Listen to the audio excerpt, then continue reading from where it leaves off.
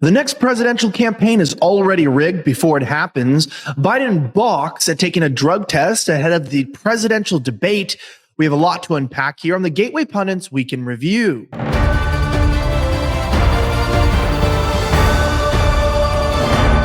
My name is Elijah Schaffer, and this is the Gateway Pundits Week in Review, where we cover the top 5 stories of the last 24 hours in around 10 minutes. Our top story today from thegatewaypundit.com, Biden campaign balks, won't commit to a drug test, Christina Lila reports. The Biden camp officially refused to drug test Joe Biden ahead of Thursday night's highly anticipated presidential debate. Joe Biden is currently hiding at Camp David and doing debate prep. President Trump and Joe Biden will face off for the first presidential debate next Thursday. The debate will be hosted by CNN in Atlanta. The microphones will be muted except when it is the candidate's turn to speak. The bar is set so low for feeble Biden that all he has to do is show up and not kneel over, and he will be applauded. Former White House physician Dr. Ronnie Jackson demanded Joe Biden take a drug test before and after the debate. President Trump has offered to take a drug test before the debate, but Joe Biden, however, is refusing to take a drug test because he has to be heavily medicated just to make it through the day. Now, this is absolutely the most sad thing ever. Nobody can really even guarantee whether or not Joe Biden is under medicated or he's over medicated. They simply just do not understand that Joe Biden is not only incompetent, but he's likely being treated for Parkinson's disease, as we reported earlier this week. I'd love to know in the comments what you think is actually happening to him, because these debates almost seem pointless. The fact that Trump can't speak or interrupt him, he's allowed to just speak with, according to the terms. Plus, don't forget, CNN is also moderating people's ability to commentate on the debate, citing copyright restrictions. It's gotten insane, but you already know that. Our next story from Patty McCurry says, just in, Representative Paulina lowers the boom on Merrick Garland, warns that he has until Friday morning to turn over tapes or be taken into custody. Earlier today, Representative Paulina announced that she would be holding a press conference to address the statement she made last week about holding Merrick Garland accountable after he was found in contempt of Congress. We will hold Merrick Garland in inherent contempt of Congress.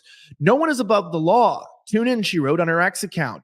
Press conference is about to start, and we will hold Merrick Garland in contempt.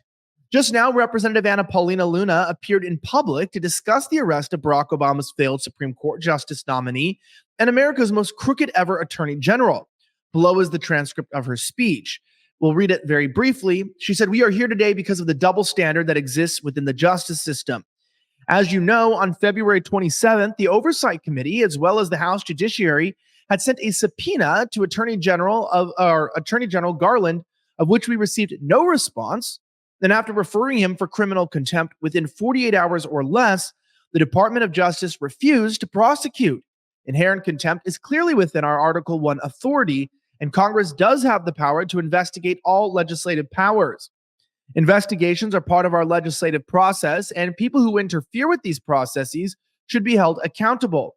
Inherent contempt was first used in 1795, and this was further upheld in a Supreme Court decision in 1927 and McGrain versus Doherty, which stated that Congress does indeed have this authority.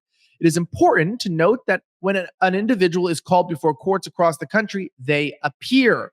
Why should the Attorney General, who is supposed to be head of all law enforcement authorities, be any different? We always know that it's rules for thee, but not for me when it comes to both the Biden and, as I call it, Obama's third term.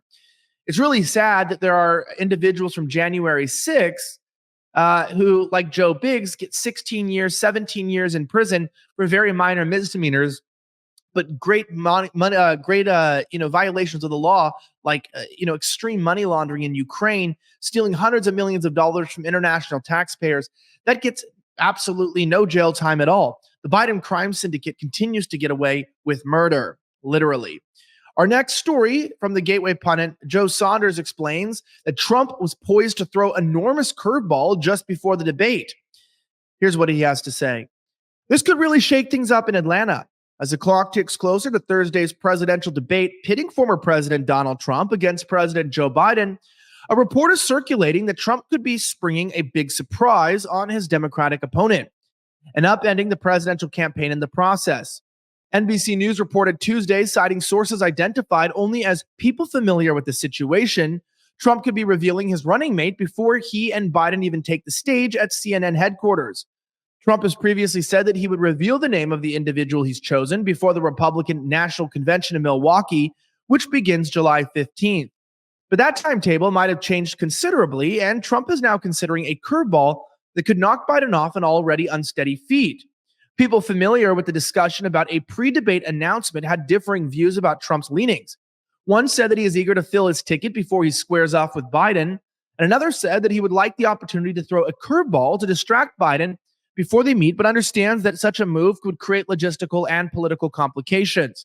Any news report is only as credible as its sourcing, and anonymously sourced reports should always be treated with a grain of salt. But there's no denying a Trump announcement on a running mate would be a headline-grabbing move that would suck up the oxygen surrounding the Atlanta face-off. It would be a national story, and it would put Trump on the top of the news cycle. It would almost certainly set his opponent back a step. Now, I don't know who you think is going to be Trump's running mate, but a lot of people think it's going to be Vivek Ramaswamy. Now, I'm old school, so maybe I'm just a traditionalist and I'm not looking to have a Hindu in charge of the office. I know a lot of you are more open-minded, this big tent conservatism. I'm more like, let's get back to the country our founding fathers envisioned.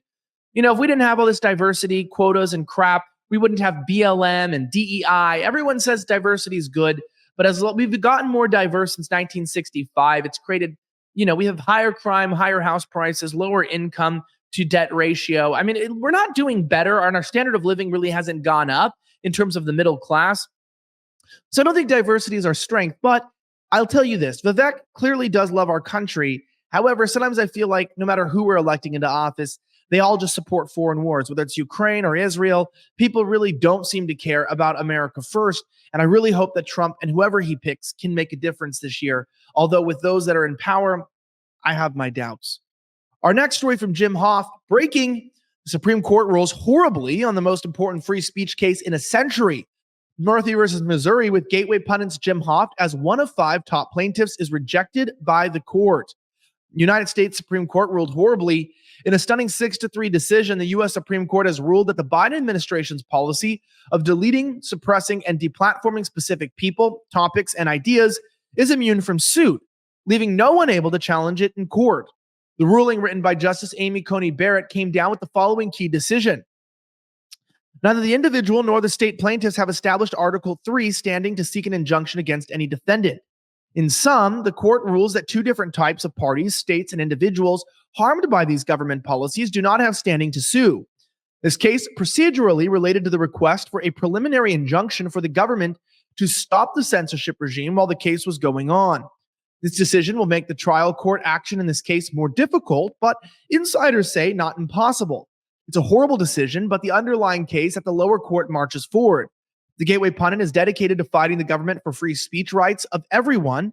We are committed to ultimate victory, said John Burns, general counsel for Gateway Pundit.